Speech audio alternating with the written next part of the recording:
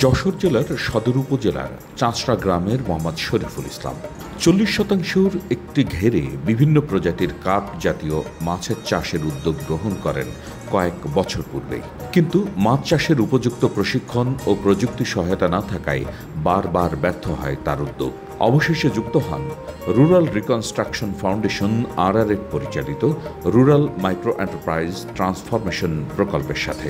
গ্রহণ করেন পুকুর ব্যবস্থাপনা, খাদ্য ব্যবস্থাপনা, মাছের স্বাস্থ্য পরিচর্যা যাবতীয় বিষয়ের উপর দক্ষতা অর্জনের প্রশিক্ষণ। আমার নাম মোহাম্মদ শরীফুল ইসলাম, আর আমাদের ঠিকানাটা যশোর পার হাউস বাবলাতলা। পানি বর্ষার জায়গা তো, ধান পান কম হয়, মাছের ব্যবসাটাই বেশি হয়। তা এই মাছের ব্যবসা করতে করতে হতাশ হয়ে গেছিলাম।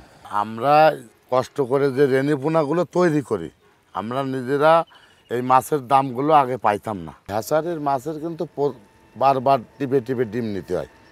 আর আমার মাছের বৈশিষ্ট্যটা হচ্ছে কি, আমার সরাসরি হালদা নদীর থেকে আমি রেণু নিয়ে আসি।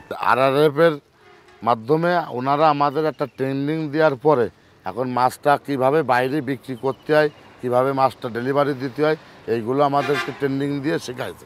আর ওনারা আমার একটা পেজ খুলে দিয়েছে, সেই পেজ খুলে দিয়েছে আমার শাওন সোহান মৎস্য খামার। ফোনের মাধ্যমে অর্ডার পাচ্ছি। আমার নিজ দায়িত্বই ভালো মানের মাছগুলো আমিও পৌঁছায় দিচ্ছি।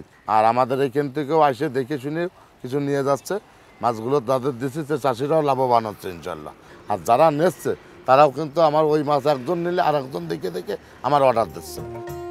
RMTP প্রকল্পের সহযোগিতায় ঘুরে দাঁড়ানো এ সফল উদ্যোক্তা আজ সমাজ ও দেশের অর্থনীতি বদলে দেওয়ার কারিগরদের একজন।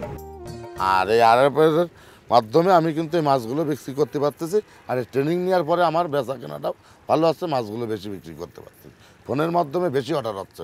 আর আমি তাদেরকে ধন্যবাদ দিই, মৎস্য অফিসাররাও ধন্যবাদ দিই, RRF-কেও আমি ধন্যবাদ দিই। ওনাদের দ্বারা আমি উপকৃত হচ্ছি ইনশাল্লাহ।